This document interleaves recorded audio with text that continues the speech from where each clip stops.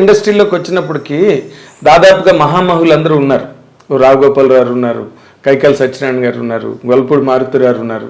అందరూ మంచి భూమిలో ఉన్నారు. నూతన్ ప్రసాద్ గారు, ఆయన లేకుండా సినిమావే లేదు. నూతన్ ప్రసాద్ అలాంటి కాంపిటీషన్ని మీరు ఏ విధంగా అసలు తట్టుకుని మీరు నిలబడగలిగారండి ఇండస్ట్రీలో? నిజంగా చెప్పాలంటే నాకు అసలు బ్రెయిన్లో ఆలోచన ఏమీ లేదండి. ఇంకో రకంగా చెప్పాలంటే ఇది కొంచెం ఎత్తుకబురు అనుకుంటారు. ఆ ఆలోచన వచ్చేటువంటి టైం కూడా ఉండేది కాదు. ఇక రాను ఎంత బిజీ అయిపోయానంటే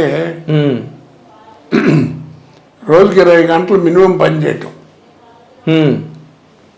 కారులోనే నిద్రపోవటం, ట్రైన్ ఎడితే ట్రైన్లో నిద్రపోవడం తప్ప లేదు. ఇక చాలా ఇబ్బంది పడేవాడిని. నాకు ఒకసారి ఆశ్చర్యం వేసింది. ఒక 9 రోజులు 10 రోజులు మొత్తం రోజును 3 స్టేట్లో పనిచేశాను. అబ్బా! పొద్దున హైదరాబాదు, మధ్యాహ్నం చెన్నై, ఇప్పుడు చెన్నై కదా, అప్పుడు మద్రాసు, రాత్రికి బెంగళూరు. మళ్ళీ మిడ్ నైట్ ఫ్లైట్ బయలుదేరి హైదరాబాద్ దిగటం, ఎయిర్పోర్ట్లోనే స్నానం చేయటం. అక్కడ ఎయిర్పోర్ట్లో స్నానం, విఐపి లాంజ్ ఉంటుంది కదా. అవును. అంటే అప్పుడు ఇంత ముమ్మరంగా లేదు కదా, సెక్యూరిటీ లేదు, మీడియా పబ్లిక్ క్రేజ్ కూడా అంత లేదు అప్పుడు. అసలు ఇవి ఎక్కడ ఉన్నాయి? అవునండి, ఈ ఛానల్ లేవు కదా. అవును. సరే అక్కడే స్నానం చేసి మళ్ళీ ఇక్కడ షూటింగ్, మళ్ళీ ఇలా నాకు ఆశ్చర్యం వేసింది. ఇంట్లో అందరూ తిట్టం కూడా మొదలెట్టారు. ఎందుకు వచ్చింది తలకాయ నొప్పి, భోజనానికి కూడా టైం లేకుండా. సరే ఇక ఆ టైము అప్పుడు నాకు ఒక ఆలోచన వచ్చి అందరితో అంటుండేవాడిని. మొన్న మధ్యన చచ్చిపోయాడు పాపం వేణు అని కమెడియన్, వేణుమాధవ్. వాడు రోజు నువ్వు చికాకు పడుతున్నాడు. ఏంటి వాటి ఎవరు చేస్తారు ఇది? ఏంటి బాబాయ్ నేను ఎదుర్కొన్నా ఉన్నా. ఏంటి బాబాయ్ నువ్వు మళ్ళీ కంటిన్యూ చేస్తాను, నువ్వు ఉన్నావు అని చెప్పి వాడు పిలుస్తున్నారు. ఇప్పటిదాకా షూటింగ్ చేసి వచ్చాను, 9 గంటలు చస్తుంటే ఇప్పుడు మళ్ళీ కావాలంటారు 2 గంటలు, అది ఇది అని అరిచాడు. నేను కూర్చోబెట్టి ఒక్క మాట చెప్పి, అరవబాక,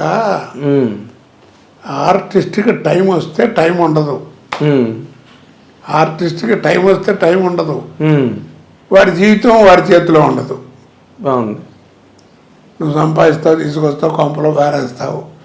అది నీ అదృష్టం బాగుంటే బెళ్ళం బిళ్ళలు జాగ్రత్త దాచుకుని దాన్ని ఇది చేసి భద్రంగా ఏదో వాడుకోవాలి. లేదంటే మీకు తెలియదేమో రకరకాలు పోతుంటాయి. కాబట్టి అలా విసుక్కోబోక, నువ్వు విసుక్కున్నా నీ మీద బ్యాడ్ వస్తుంది తప్ప నీ టైం బాగున్నంత వరకు నీకు ఈ బిజీ లేకుండా ఉండదు. కాబట్టి అలా అనుభవకని అట్లాగా నాకు ఎప్పుడు అదే జ్ఞాపకం వస్తే అందరికీ అదే చెప్తా. టైం వస్తే టైం వద్దు, బీ కేర్ఫుల్. ఆ టైంలో మనం జాగ్రత్తగా ఉండాలి. ఓకే. అయితే మీరు ఆ బిగినింగ్ డేస్లో ఎదురు దెబ్బలు ఏం తినలేదండి? మామూలు కేక్ వాక్ లాగే అయిపోయిందా? బిగినింగు, ఓపెనింగు అట్లా రావడం ఒక 2 ఏళ్ళ పాటు, 2-3 ఏళ్ళు అలాగే జరిగింది బాగా బిజీగా. మీకు తెలియదు ఏముంది, మీకు తెలిసే ఉంటుంది కదా. మండలాధీశుడు అని ఒక సినిమా చేయించాడు. కృష్ణ గారును చచ్చిపోయాడు హనుమంతరావు గారు వాళ్ళు కూర్చొని పట్టుబట్టి గొడవ చేసి 4 రోజులు ఏఆర్ఎస్ గార్డెన్లో నా బ్యాడ్లకు అప్పుడే ఆయన షూటింగు, నాది ఇంకో సినిమా 2 అదే ఏఆర్ఎస్ గార్డెన్లో మెడ్రాస్లో షూటింగ్. ఎవరిది? ఇంకొకరిది? నాది ఏదో సినిమా జ్ఞాపకం ఎన్టీ రామారావుదా?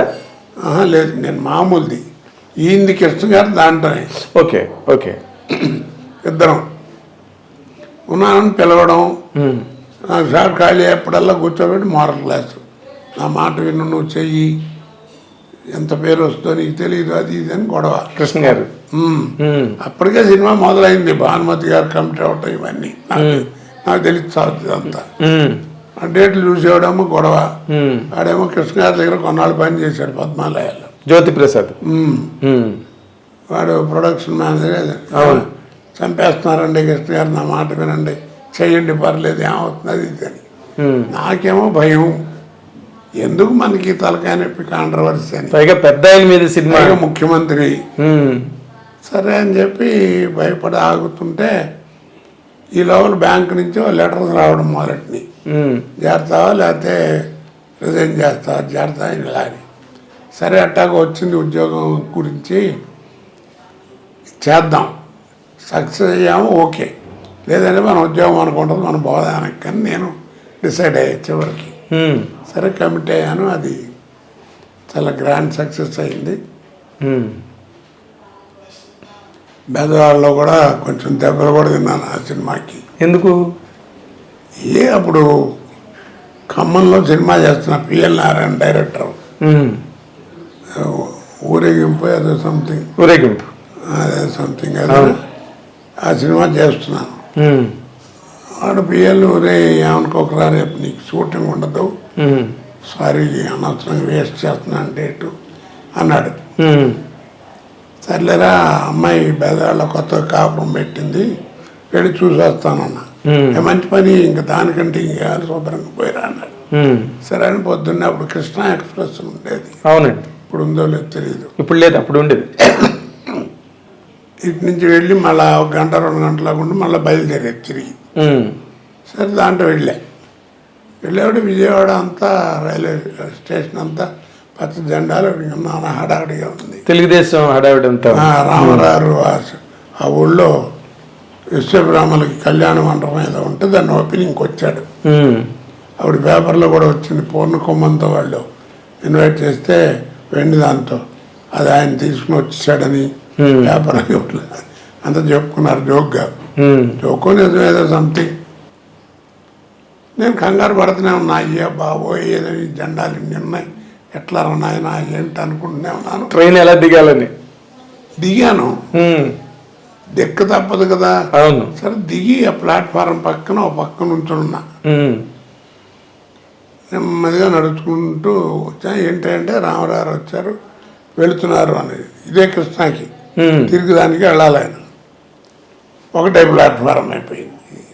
చూశారు, రే కోటగాడు వచ్చాడు అని బెల్లమని మీద పడి నానా బీభత్సలే బూతులు గీతులు కొట్టారండి.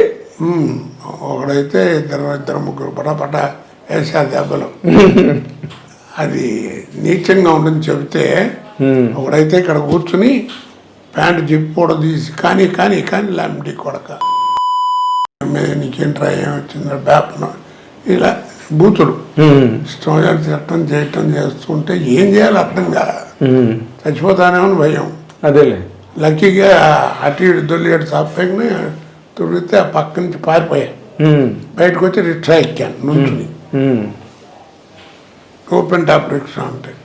సరే అందలేదు. ఆ టైంలో పోలీసు వాళ్ళు వచ్చి మొత్తానికి పంపించారు. అలాగా బ్యాడ్ ఇన్సిడెంట్లు కూడా జరిగినాయి చెప్తున్నా. అదే కాకపోతే నాకేంటంటే దానివల్ల సినిమాలు పోయినాయా భయం ఉండేది కాదు. ఎందుకంటే కృష్ణ గారు మంచి ఫామ్లో ఉన్నాడు అప్పుడు. నెలకు ఒక సినిమా రిలీజ్ అయ్యి ఇంచుమించు ఏదో సినిమా. అదేలే ఆ సినిమాలు అన్నిట్లోనూ వేషాలు ఉండేవి నాకు. అదేలేండి. ఆయన వాళ్ళకి మారల్, మీరు మంచి నటుడు అవడమే కాకుండా మారల్ రెస్పాన్సిబిలిటీ కూడా ఉంది కదా. ఆయన చెప్పకుండా అన్నింట్లోనూ ఉండేది. తర్వాత తెలిసేది ఏమైందంటే కృష్ణ గారు చెప్పారండి అని మామూలుగా అంటారు కదా. అలా నాకు అందువల్ల నాకు సినిమాల్లో వేషాలు లేవని బాధ లేదు. కాదు, ఇప్పుడు ఇలా మీరు దెబ్బలు తిన్నారు విజయవాడ స్టేషన్లో అని కృష్ణ గారికి తెలిసిందండి? కృష్ణ గారికి చెప్పారు ఎవరైనా? వచ్చిన తర్వాత కృష్ణ నవ్వుకుంటూ ఆయన ఏమైనా కొట్టారంట కదా ఆయన సరదా అవతరాలని ఇచ్చాను అంటే జోక్. అవును, ఆయన సినిమా పోయినా ఆయన అలాగే మాట్లాడేవాడు. మాట్లాడి అవును.